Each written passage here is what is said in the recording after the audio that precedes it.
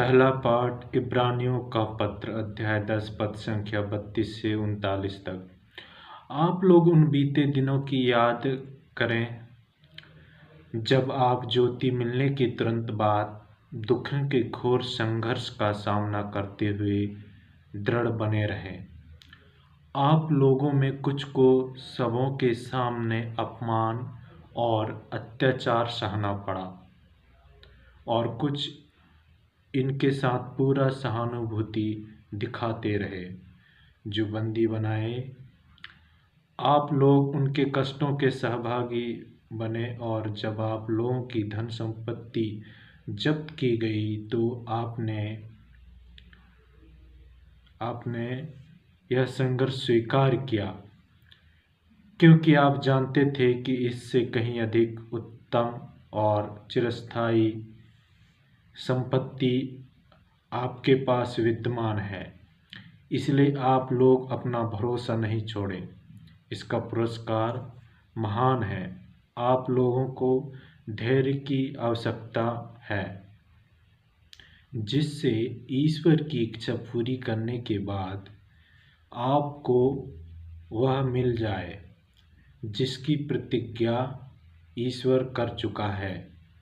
क्योंकि धर्म ग्रंथ यह कहता है, जो आने वाला है वह थोड़े ही समय बाद आएगा, वह देर नहीं करेगा।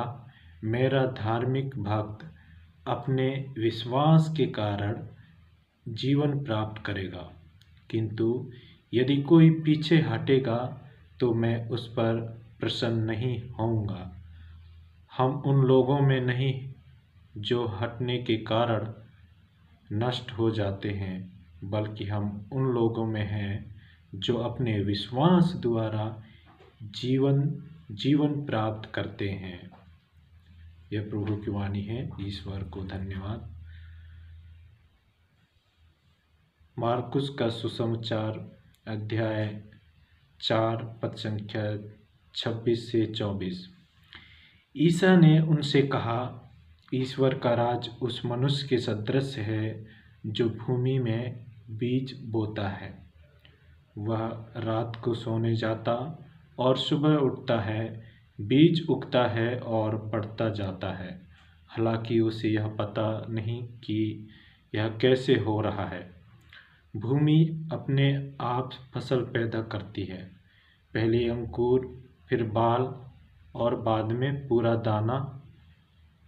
फसल तैयार होते ही वह हंसिया चलाने लगता है, क्योंकि कटनी का समय आ गया है।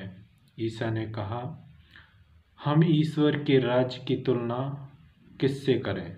हम किस दृष्टांत द्वारा उसका निरूपण करें? वह राई के दाने के सदृश है। मिट्टी में बोए जाते समय वह दुनिया भर का सबसे छोटा दाना है, परंतु बाद में बढ़ते बढ़ते वह सब पौधों से बड़ा हो जाता है और उनमें इतनी बड़ी बड़ी डालियां निकल आती है कि आकाश के पक्षी उसकी छाया में बसेरा कर सकते हैं।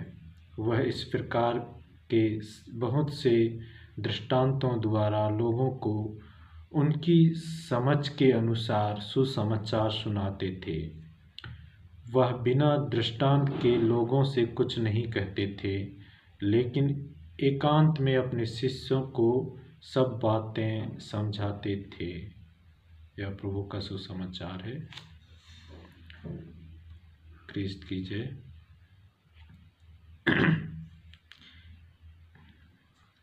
क्रिस्त में मेरे प्रिय विश्वासी भाइयों बहनों, उत्थान, सफलता या प्रगति एक ऐसी प्रक्रिया है जिसमें मेहनत के साथ साथ साहस, धैर्य और संयम की अति आवश्यकता होती है। सरसों के बीज का दृष्टांत एक कार्य की पूर्णता में मनुष्यों के मेहनत और ईश्वरीय सामर्थ्य के संतुलन को प्रकट करता है। कार्य की पूर्णता हमारी मेहनत या परिश्रम पर ही निर्भर नहीं करता। इस कार्य की पूर्णता में हमारी भागीदारी के साथ साथ ईश्वर के सामर्थ्य की भी आवश्यकता है, जो हमारी पहल को पूर्ण करता है। प्रकृति, समाज, रीति रिवाज और सभ्यता के साथ साथ लोगों का साथ ईश्वरीय उपस्थिति का प्रतीकात्मक रूप है, जो अपना कार्य करते हैं। क्या हम इन परिस्थितियों में कार्यों की पूर्णता के लिए स्वयं बरतते हुए ईश्वर के आशीष की कामना करते हैं?